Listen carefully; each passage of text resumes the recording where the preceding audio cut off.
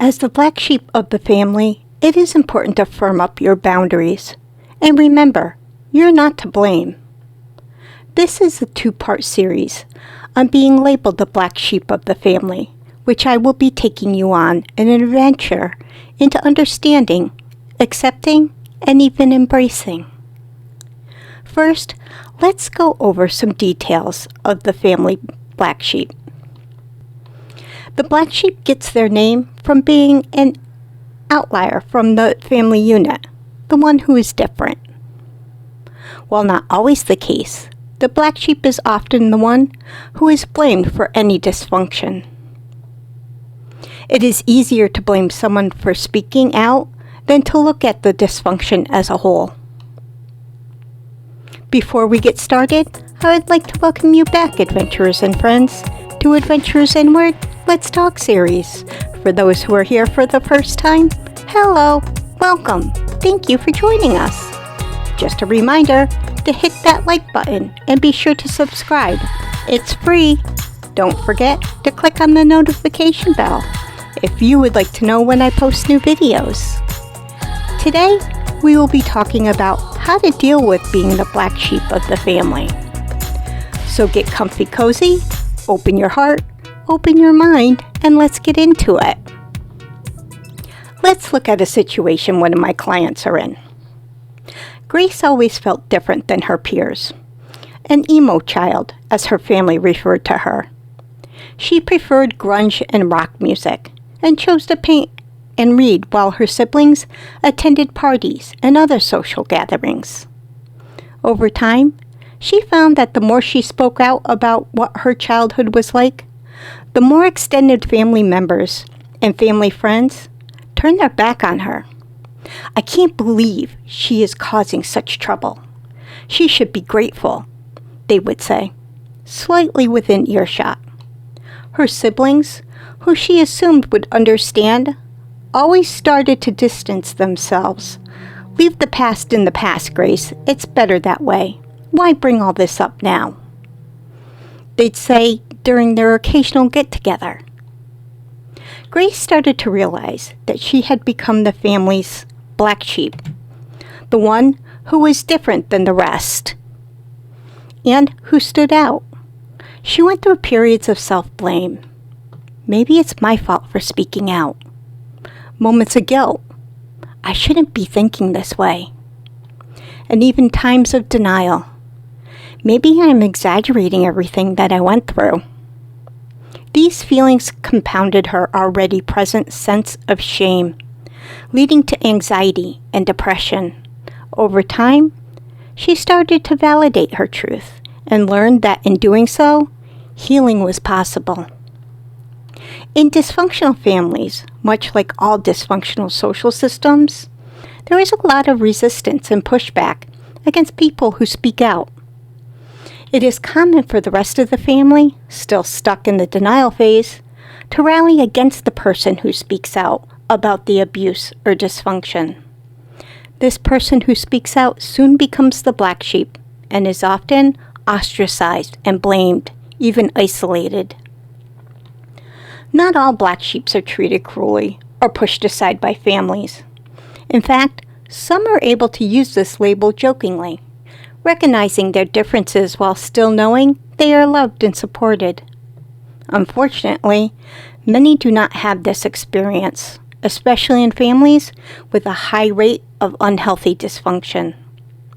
This is because it is easier to blame someone for speaking out than to take a look at the dysfunction as a whole, and how each person, especially the adults or those with the most power, are continuing it. The person shining a light on the dysfunction by speaking out becomes an all too easy target. In my research, I have found that the black sheep is the most honest of the family members. But unfortunately, this honesty does not come with many perks due to the ridicule and blame that often follows. However, I also find that the black sheep is the most likely to break away from the dysfunctional family cycles. When this happened to me, I felt alone and scared. I wish I had someone to turn to help me heal and to tell me that it wasn't my fault, that the pain wouldn't always be there.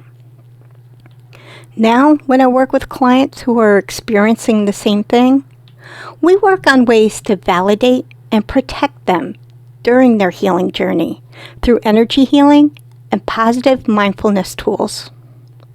Here are some ways I help them work through this. Validate your truth. No matter what your family or friends say, remind yourself of what you know to be true. If you are cast aside after coming forward about your experiences, they might say you are mistaken or misunderstand your experiences. They might even outright call you a liar. To defend yourself against their gaslighting, the most essential thing to remind yourself is to know your truth, and that you do not have to convince anyone else. Family members and mutual friends may not always stick up for you against those who harmed you. Try not to take it personally. Unfortunately, when it comes to speaking up, most people would rather not get involved. It is usually a reaction out of fear or even a lack of understanding.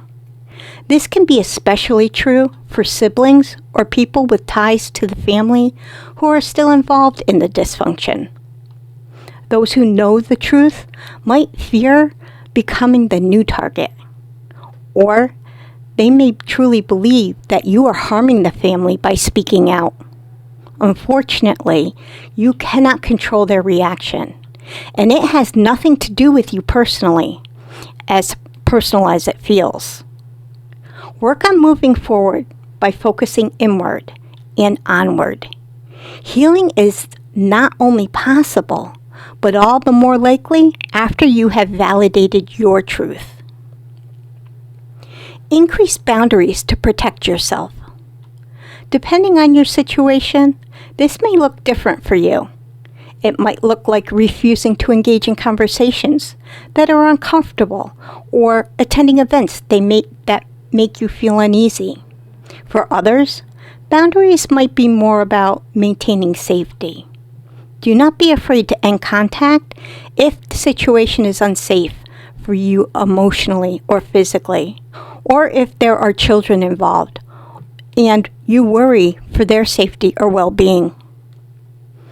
The relief and growth that comes from healing is worth any discomfort that comes from ending contact.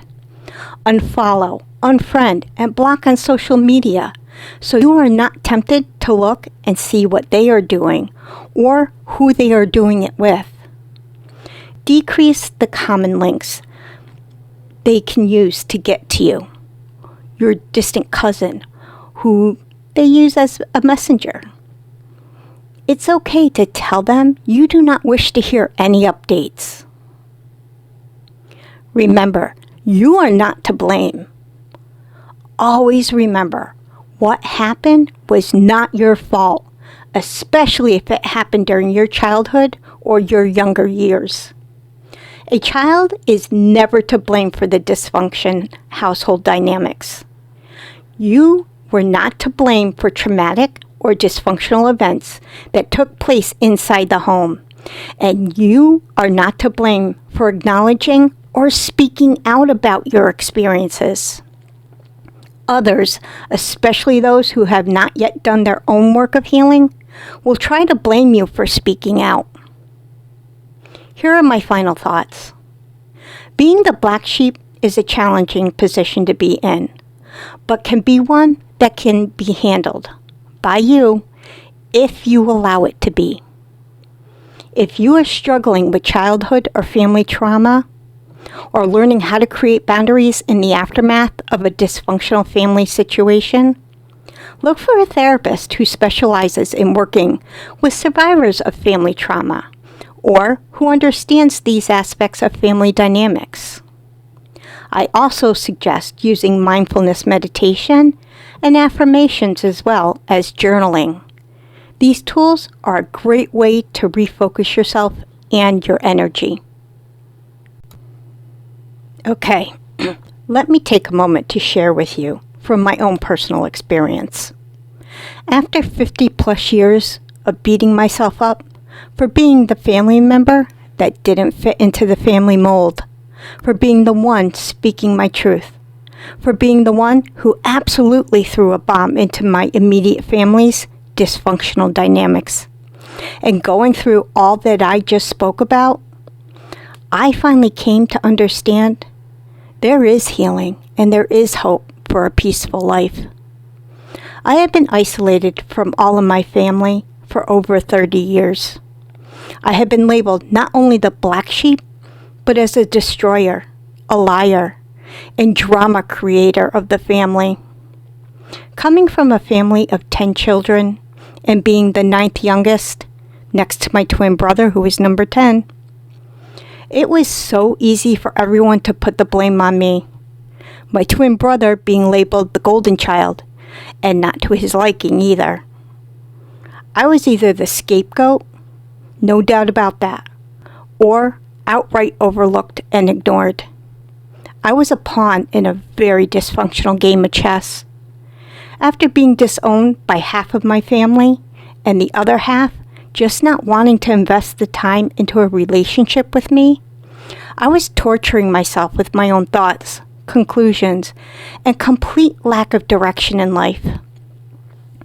When one of my siblings showed up at my door with a shotgun, telling me that if I ever contacted that side of my family again, they wouldn't hesitate to use the gun on me, I was beyond being mentally stable and was sent into a downward spiral that only got worse as the years went on.